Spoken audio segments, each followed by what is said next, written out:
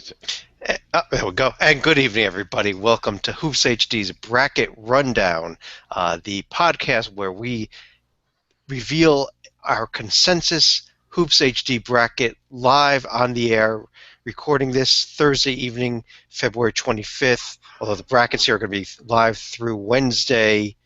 The end of the game's on Wednesday the 24th.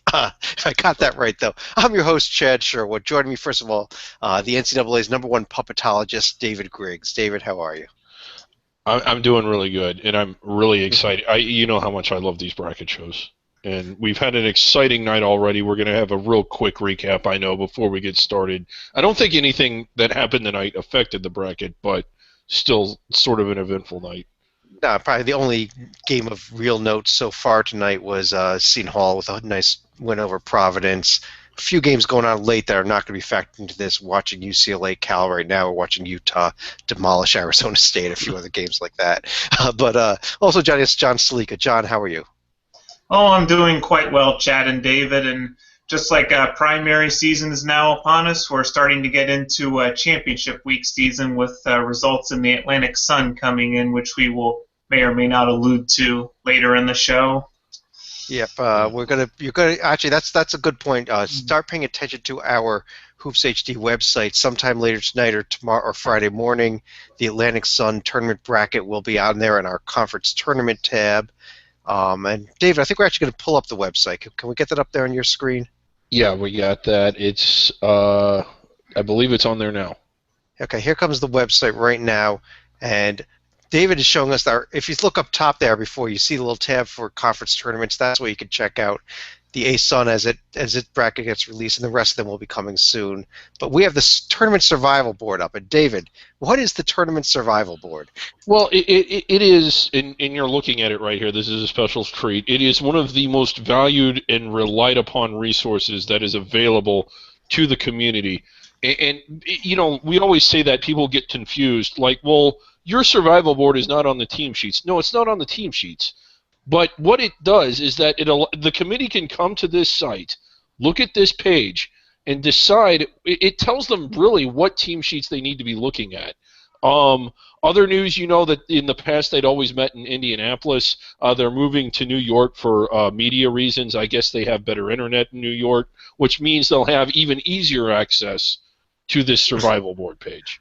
Right. And there's different ways that teams are listed on the survival board. If we can scroll down a little bit here, we can see a few of them. Some teams are in bold. Those are teams that are an absolute lock. No matter what, they will be in the tournament field, even if they don't win another game. Yeah, lose all the rest of their games and they're still in. That's the only team.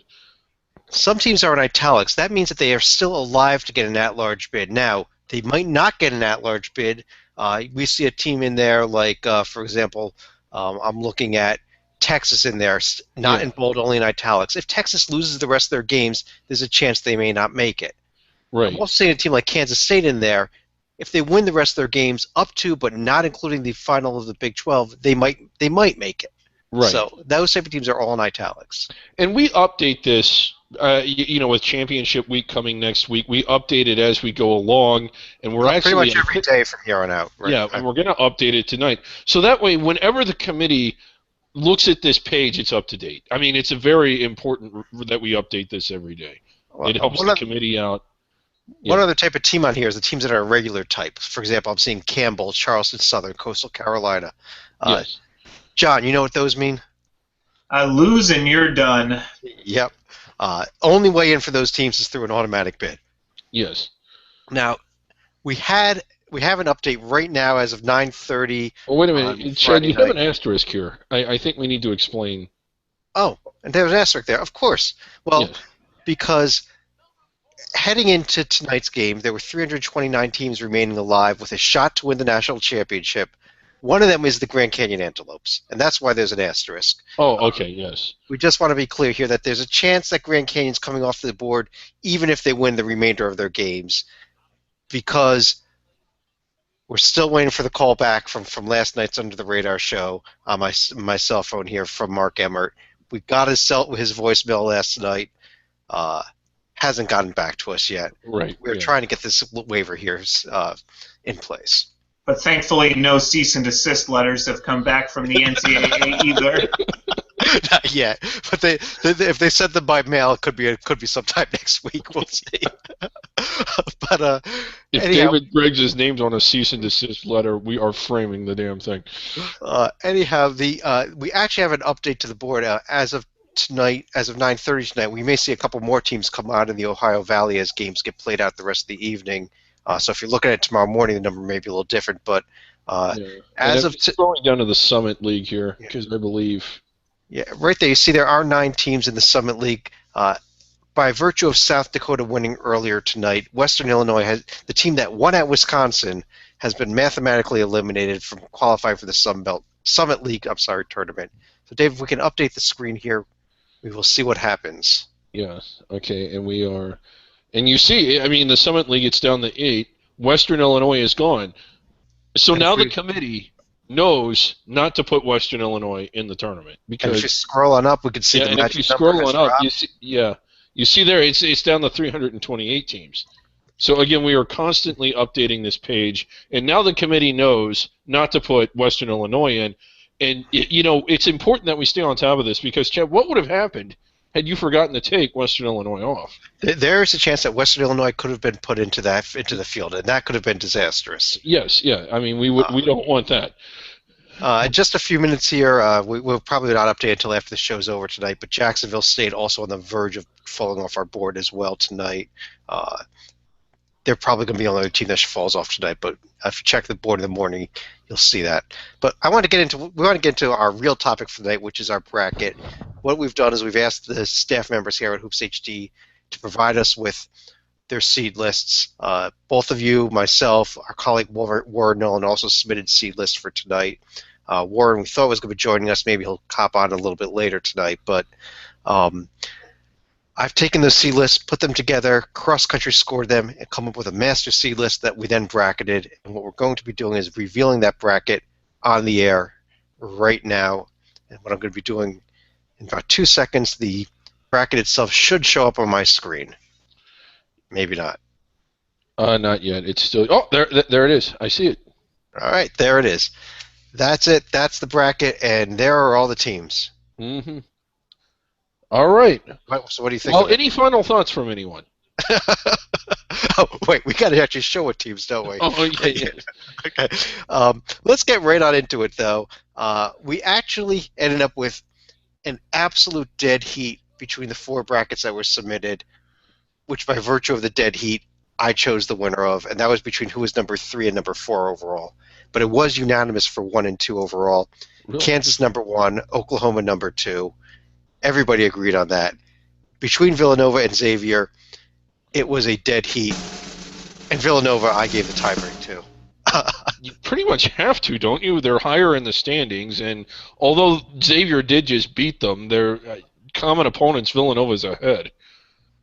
I mean, I know they just won last night, but I still think Nova's done a little bit more throughout the year. Well, David, you're preaching to the choir because you and I are the ones that both thought Villanova was 3 overall. John, you and Warren were the ones that put Xavier 3 and Villanova 4. So why don't you give us that argument? It does affect where the teams go. Xavier going to Anaheim instead of Philadelphia, huge difference. Yeah, one of the reasons I would have given Xavier a slight edge is because they have 11 wins against teams that may or may not make the field. Although what hurt Xavier, I think, in this instance was only having the win over Nova as a win against any protected seeds, because Kansas, Oklahoma, and Villanova all have multiple such wins right now. Yeah, so Kansas was the overall number 1, Chad? Kansas was the overall number 1 unanimously, and Oklahoma was number 2 unanimously again.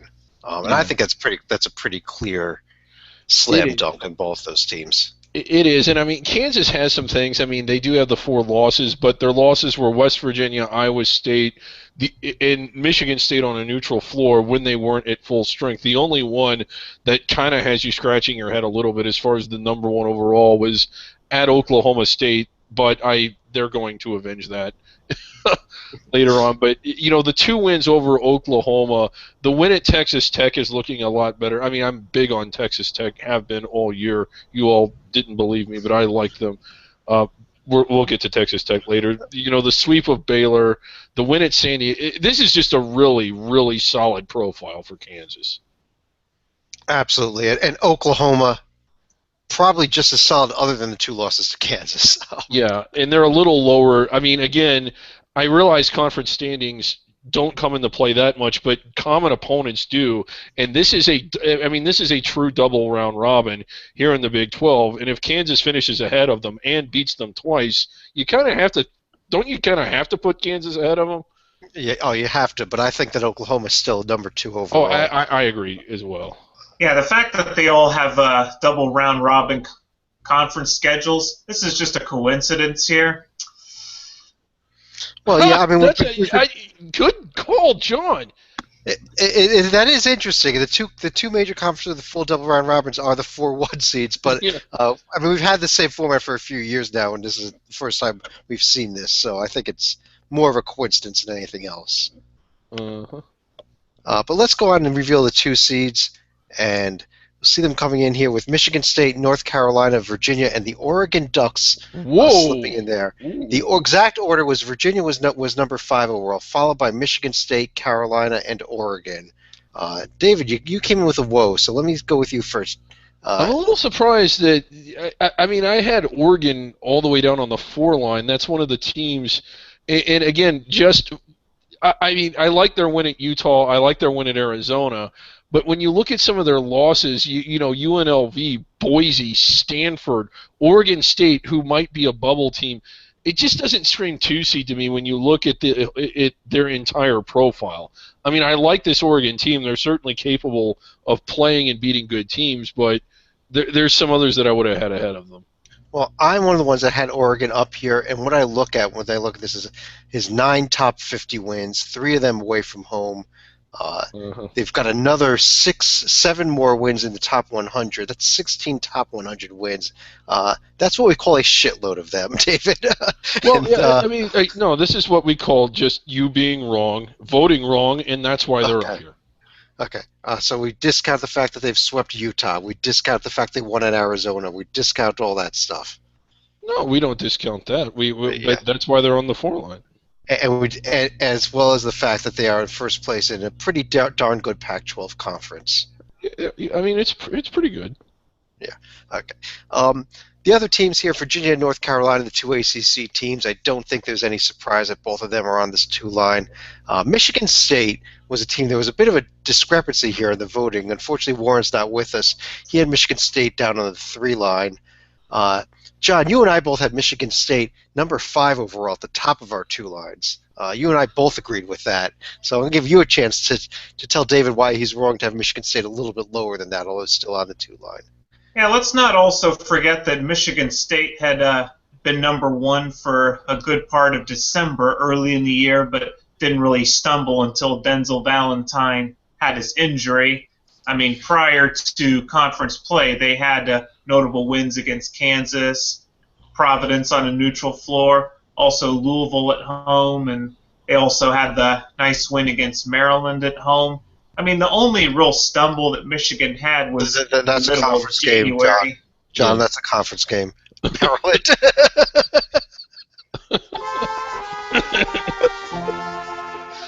Oh boy. Welcome to the David Griggs School of Who's at What Conference. Oh, shut up! Well, where's Colorado yet? Yeah. Yeah, for those of you that missed it, I think it was last season or maybe the year before. David spent about 5 minutes talking about Colorado being in the Big 12, and he was serious about it. But anyhow, we've got Michigan State there. We also have Oregon, as we discussed. Why don't we go ahead and get to the 3 line? North Carolina still doesn't have a 2 seed caliber road win. But. Miami, Utah, Iowa, and West Virginia. There we go. We didn't have the bracket on the screen. It's on there now. Okay. Is it on there now? Okay. Miami, Utah, Iowa. Yeah. Iowa and West Virginia are making up the 3 line here. West Virginia was the top of this line. Miami in the middle of it with Iowa. Utah was the last team to make the 3 seed. Yep. Now I'm seeing it here. I'm starting to like this Utah team more and more and more, but I don't think I had them this high. You actually have them number 12 overall. So Okay, I did have them yeah, this you high. did. This is where they belong. Chad is correct for a change. Miami, though, I had Miami lowest of anybody that voted, and I did not have them on the 3 line. Maybe that's a team worth spending a few moments on here because, David, I know they've got the inflated power rating numbers. I guess, maybe it's the way they lost at North Carolina that I kind of held against them. In fact, they've losses to They Clemson, didn't mess NC around State, when and they North lost at North. I thought they went all out when they lost at North Carolina. That was a loss, buddy. And using the David Griggs logic, they only, of all their good wins, they've all been at home or at a neutral court. Their best true road win at Georgia Tech. Yeah. I mean, they could still use some work. I mean, Florida State's another notable win. I'm not. I mean, there's a lot of things that I mean on here that don't really scream 3 seed, but I don't know. I think they don't belong any lower than the 4. I mean, they did have Virginia. They did. There's wins at home against teams that have been good on the road at least. That's if we're talking true road wins, though. But for Miami, the thing they still have in their back pocket are wins on a neutral floor against Utah and Butler and Puerto Rico. I mean, if you look at, let's say, what North Carolina has done. John, Puerto Rico, Miami. Come on, that's their backyard. Seriously. No, it isn't. It's a lot closer to Miami to Puerto Rico than it is from Miami to Utah or Butler. Well, they could have swam. And someone should probably tell their football team about this so they can get some of their home field advantage back. Yeah. Yeah, I mean, it is closer than Boca Raton or wherever the Dolphins play. But my problem really is that you've got three. Really, you have three. Well, probably going to be 3 sub 100 losses. The NC State loss sitting at 99 right now, and you have no true road wins against anybody that's in the field. And that's where I really hesitate. Is this team really a protected seed or not? Right on the border of the 4 line. I think the 3 line is too high for them. It's 9:45 on Thursday evening. This is the first time I've heard anyone make a case that Miami had what amounted to 3 home games against Utah, Butler, and whoever else they played. I'm trying here, John. I'm trying. But let's go ahead and toss up the 4 line here. And there they are, the rest of our protected seeds. Kentucky, Maryland, Iowa State, and the Duke Blue Devils. Your thoughts on these teams here, John? Let me start with you. Yep, as soon as they come on the screen, and let's see, I'm seeing a picture of Chad. Oh, it's not up? No, it's up there. Yep, now I see it up here. Okay. They seem to be on a 7-second delay here because they're afraid I'm going to use one of the Howard Stern's magic words. But we do have some interesting matchups coming up here with Kansas and Kentucky as a possible Sweet 16 game. Yeah, I looked at that Midwest region with Kentucky, Kansas, and Michigan State. That's a brutal region, actually. We didn't do Kansas very many favors there, I don't think. But Kentucky actually number 16 overall, so that's where they belong going out to Spokane. Yeah. And I think this is also where David Griggs would rant about all the unfair things that the NCAA and the ACC do to the Duke Blue Devils by sending them out west. Well, yeah, I mean, they already make them play half their conference games on the road. I mean, that's pretty outrageous. But I mean, I hope this team is on the next line. But I mean, when I see a team with a win over North Carolina, who's already in, a sweep of West Virginia, a win at Baylor, which isn't easy. When you look at their losses, you see at Kansas, at Oklahoma, at Iowa State. I mean, 3 of their losses were at snake pits. I don't get the lack of love for Texas, but well, David, I'm going to actually throw something out here. You had Texas number 15 overall. Yes. I had them number 14 overall. Okay. Well then, John, you had them number just 22 overall and knocked them off of the 4 line. So, John, why haven't we not seen Texas yet? Texas, probably because of the 10 losses that they have, even though they've had some somewhat quality wins to offset that. you got to take into account that some of those, 3 of those losses are probably harder to win than Elite Eight games. I mean, when you're talking about number 5 strength of schedule in the nation for Texas. yeah, that tells me that 10 losses. Okay, so what? When you're playing that toughest schedule, there they are in the 5 line. Texas in the same bracket as Maryland in the South region. There, we've also got Baylor, Arizona, and Notre Dame filling out the 5 line. I know who I would pick in that round of 32 game between Maryland and Texas. Really? I didn't think you liked the Terrapins that much. Yeah. Duke and Notre Dame. Wow, that's a good Kentucky. Those are some good games right there. Yeah, and by the way, that Duke Notre Dame, it is a conference game, but since they only played once during the regular season, it is permissible unless they meet again in the conference tournament. Then the bracket would have to be adjusted. And if they wind up in, let's say, the 4 and the 5 holes, there's a good chance they would face each other. Well, we do have 20 teams in so far. John, is there anybody at this stage that you think is glaringly absent?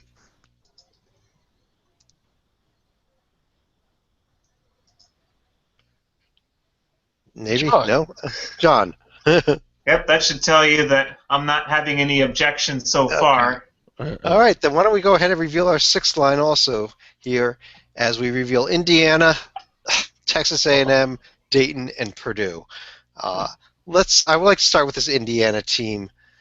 I personally had them a little bit lower than this. I understand that they are in first place in the Big Ten, but I still don't think I figured out whether they're any good or not. And we're here with 3 games left in the regular season, David. Yeah, their record is bloated, but it's not against the toughest of schedules. They've held their own at home.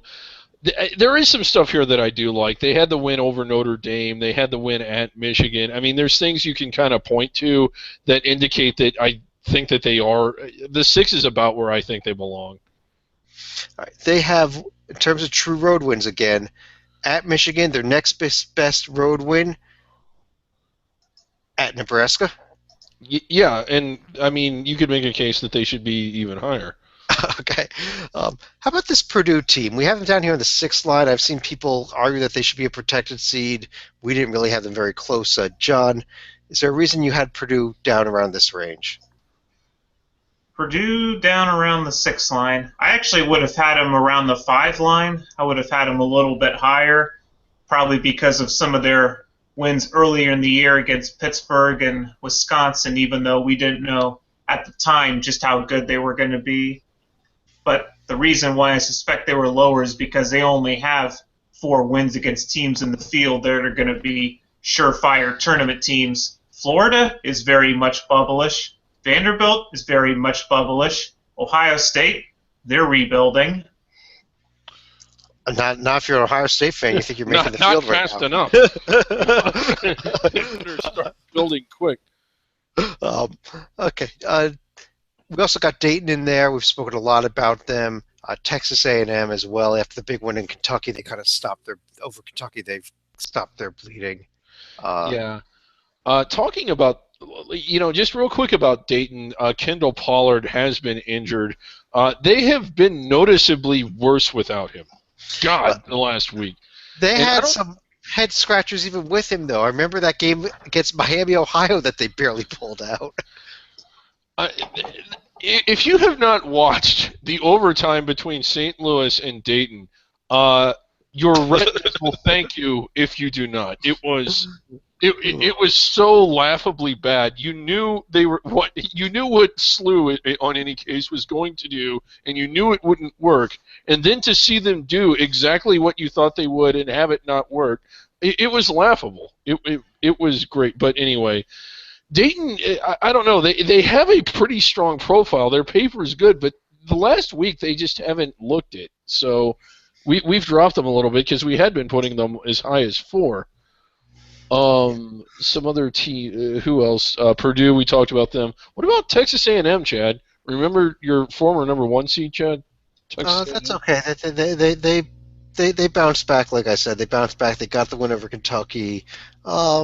They've got a game at Missouri coming up at Auburn, home against Vanderbilt. They should cruise into the semifinals of the SEC tournament before they get challenged again, quite honestly. And I think they could end up a line higher. I don't think they're going to be a protected seed at the end of the day unless they actually win the SEC tournament.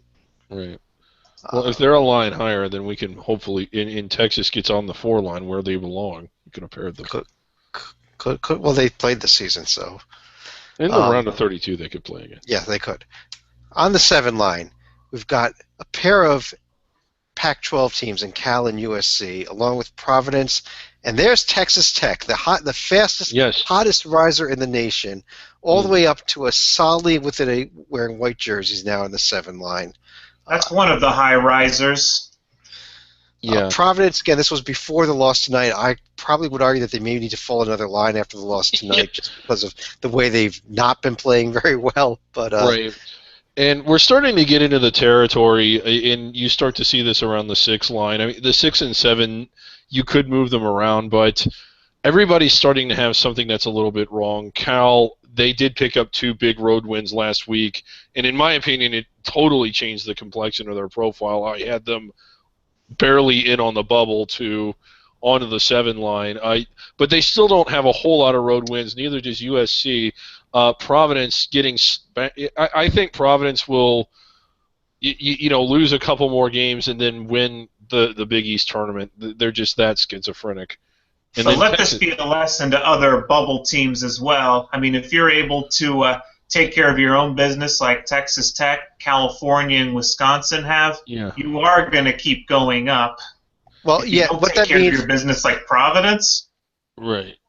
Not so much. John, what it really comes down to, if you're on the bubble and you put together a 3 or 4 game winning streak, you move up. And if you do it in the Big 12, you really move up.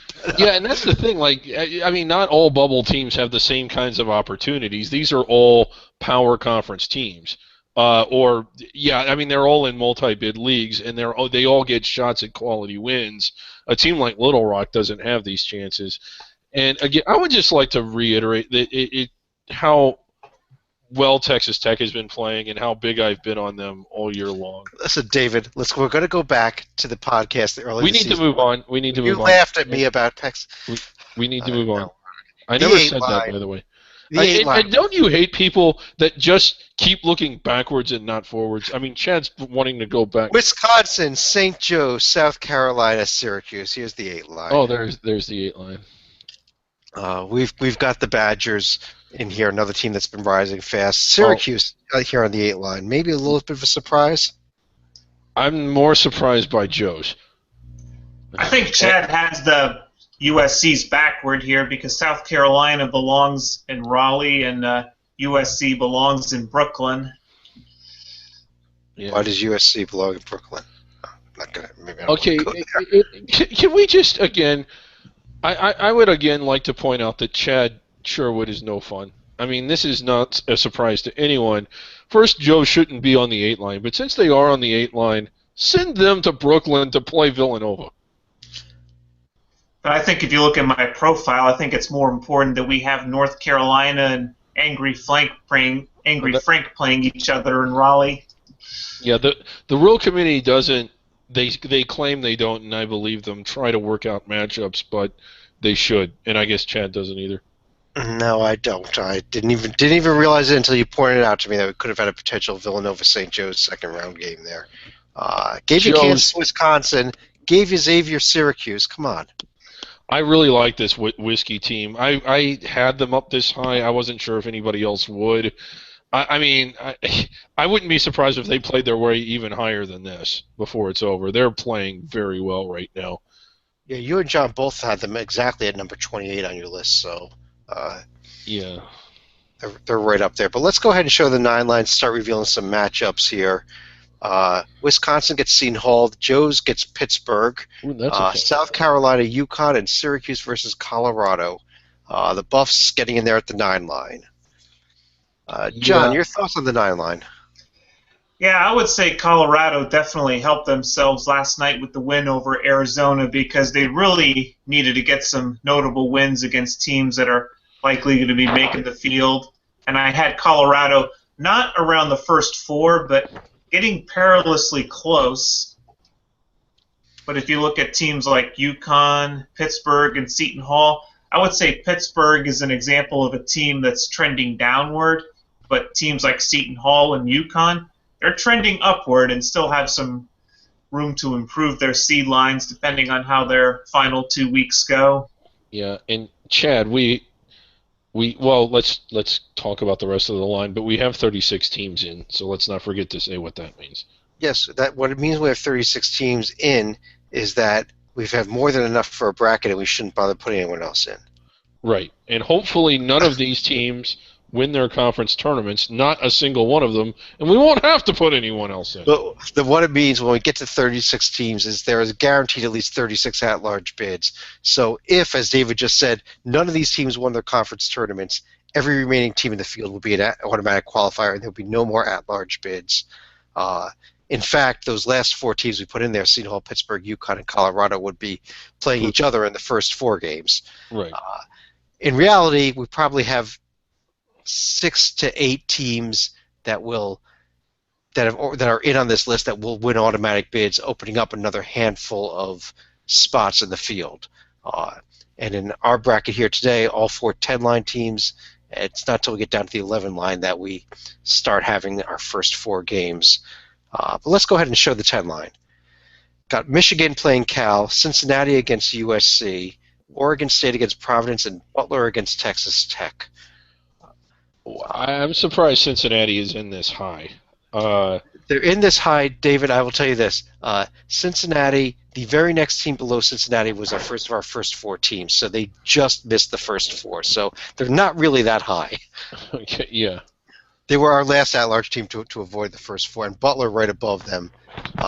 Yeah. The team that I'm most surprised about more than any of them is Michigan. I would have had Michigan even lower than this. Well, Michigan is not playing well, and really Oregon State, I know they just won at home, but they need to do more on the road in order to feel safe. At least Butler has looked good lately. Like, I think they've won 4 of their last 5 or something like that. So, I mean, you look at the entire body of work, it's the entire season that you analyze, but as far as how well these teams are actually playing right now, most of them really aren't. Now, it's interesting you bring up Oregon State because I know lots of people are going to be asking, are you going to take last night's result into consideration, which was a disputed 3-point shot that they hit against Washington? And the answer is the committee is going to count it as a win, whether you like it or not.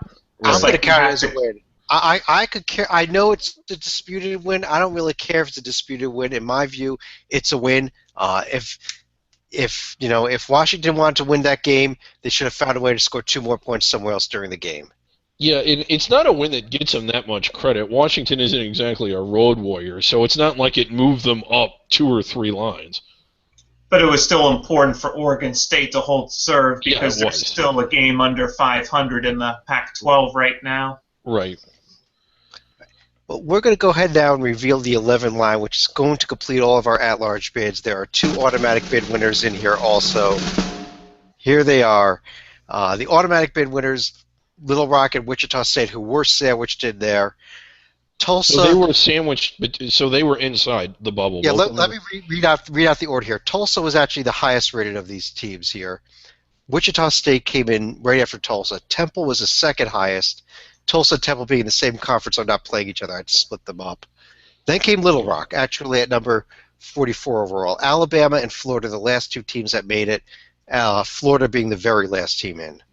Here's the interesting thing about Tulsa now. Besides their win against Wichita State, they're the only team in the American that's been able to beat everyone in the top at least once, and that includes UConn, Cincinnati, Temple, and also at SMU, because I think they're the only team that's won in Dallas this year. That's what Tulsa has in their favor. They've got one major point against them, though, David. Yeah, Frank Case is the coach. Exactly. Alabama and Florida, how about these 2 SEC teams being our last 2 teams in? They're both kind of going in the wrong direction, and when I was putting my rankings together, I kind of factored that in. It's just how bad they've looked in their last few games. So I had them a little lower on the list. I think I had them both closer in, but Florida is just, I mean, God, they're just looking bad. Honestly, I would have had Florida out this week because I don't like how they've been playing lately. And when you look at their profile as a whole, their only 2 wins against teams currently in the field are going to be St. Joe's and West Virginia. The win against the Mountaineers is a good one, but their next 6 wins come against Richmond, Georgia, TCU, Georgia on the road, and a sweep against Ole Miss. They're going to have to do more work than that. Well, I'll tell you, actually, honestly, I would have had Florida right here in the first 4. Both of you would have had them out. Our colleague Ward Nolan kind of boosted Florida's rating up. I wish he was here to defend his pick. He had Florida not only in but in several lines above this, which is what Several helped push them up this lines? up. Several lines above this, yes. But I think the thing that finally soured me on Florida was getting swept by Vanderbilt. Yeah, that'll do it. What I'm going to do before we move on to the 12 line and below, down here at the bottom of the screen, top 4 teams out. We're going to reveal those right now, and they were in this order: St. Bonaventure, George Washington, Vanderbilt, and VCU.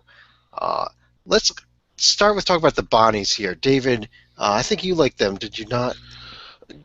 Well, relatively bit, yeah. speaking, You relative like the best of any of us. You like, relative to the rest of the teams, I do. I mean, they have the win at Dayton. I thought that was rather impressive.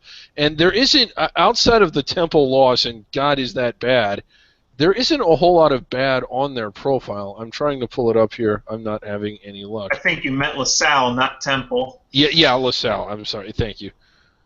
But yeah, I mean, relatively speaking, I just think that they look a little better and they've done a little more than anybody else on this line. They have the win at Dayton, they have the win at Joe's, who is in the field. So, and who else has 2 road wins like that? Well, also out here, George Washington. John, you were the highest proponent of GW being close in the field or in it. You want to make a case for them to actually be in it? Yeah, I think what happened here is when I dropped Florida out, I decided to go ahead and put GW back in because they still have, wins against Virginia and Seton Hall, which are looking better. The only problem is their road win at VCU is not looking as good because of the Rams' free fall. I'm going to tell you both who my last team in would have been, and that's the team number 3 on this out list here, Vanderbilt. And I hate the fact that I did it.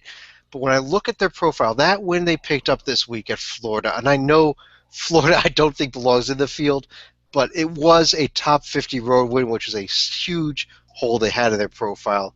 Yes, they have a lot of bad here, but everybody we're looking at has bad. Vanderbilt has won 4 out of 5 now, did win at Florida. Huge game coming up this weekend at home against Kentucky. Kentucky's proven to be vulnerable on the road. If Vandy wins that game, I think they're going to start showing up in everybody's fields. Just remember, we were also saying Kentucky was vulnerable on the road when they went to South Carolina, and we saw what terrible things they did to the Gamecocks. So, well, if John Calipari going to get thrown out? He's going to get thrown out 2 minutes in. VCU, the other team that was close. Let me quickly reveal the other teams are also had some consideration for an at-large bid by. Who considered UCLA? Considered in that these were among the first top teams out by people, included UCLA, Gonzaga, Washington, Florida State, Ohio State miraculously showed up on a bracket or 2, Kansas State, and LSU. Not as being in for any of those teams, but as being among the top 4 to 8 teams out. Yeah. Because I asked everybody to give me what basically amounted to having their top 8 teams out as well as their top teams that were all in. Ohio State, SMH. That's all I'm going to say on that. One team you don't see there is St. Mary's. That's because they, over here as we reveal the 12 line, were in as the auto bid winner for the West Coast Conference, along with Monmouth, Hawaii, and San Diego State is our 12 line there. I think I had I think I had Hawaii inside my bubble. I really like them. They've got some gaping holes, but when compared to some of this other garbage like Vanderbilt and some of these other teams, I think Hawaii's a better team. Okay, you can be wrong if you want to be wrong. Well, I'm not wrong. I'm not wrong. I'm not wrong. You're wrong. The 13 line has Valpo, Chattanooga, Princeton, and Stony Brook. We talked about Princeton the other night. It's just not going to happen, even if they have a high RPI.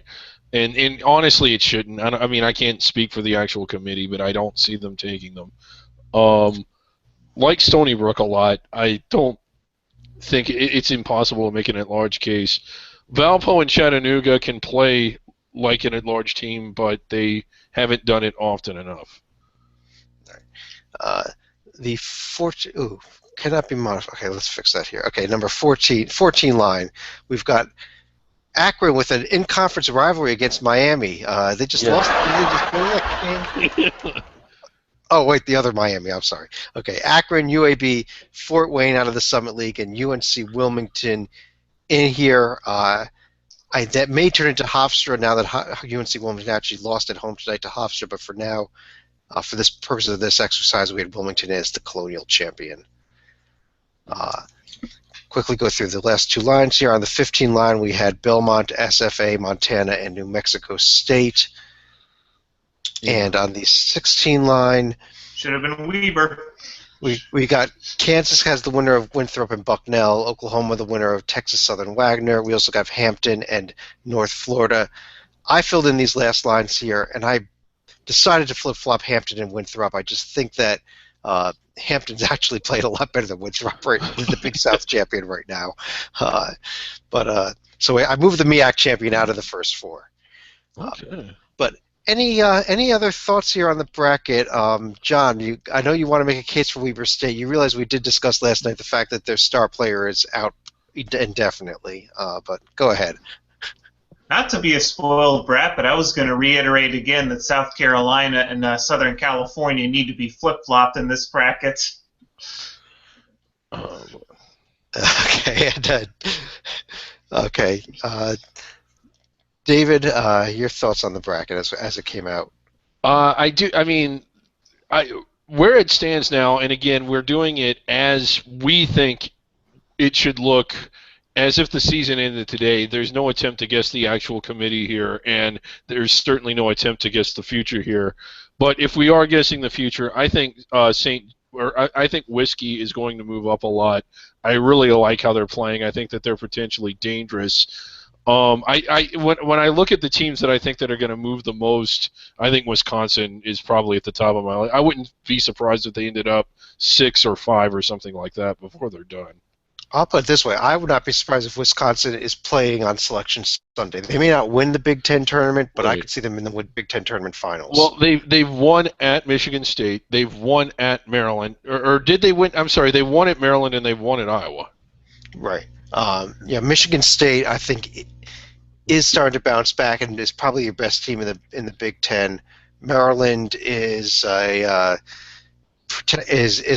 8 seed pretending to be a protected seed, and we'll go from there. But and we do need to keep an eye on teams like Dayton and Michigan, who's still going through injury issues, and depending on how long they play out, we're probably going to have to evaluate what Dayton is going to be without Kendall Pollard and what Michigan's going to be without Karis LeVert at this rate. Well, on that note, I think we're pulling down the screen here. Maybe not. Maybe not. Okay, there we go. There you go. And there we go. We're back. But on that note, we do want to thank everybody for joining us tonight. We have our bracket. Unfortunately, while I did have my phone on here, we still haven't gotten the call from Mark Emmert. We will follow up with you on that next week. We'll be back Monday night with a Hoops report. And we will be coming to you every night after that with our Championship Week video notebooks. We'll probably have 1 or 2 more bracket shows the rest of the way as well.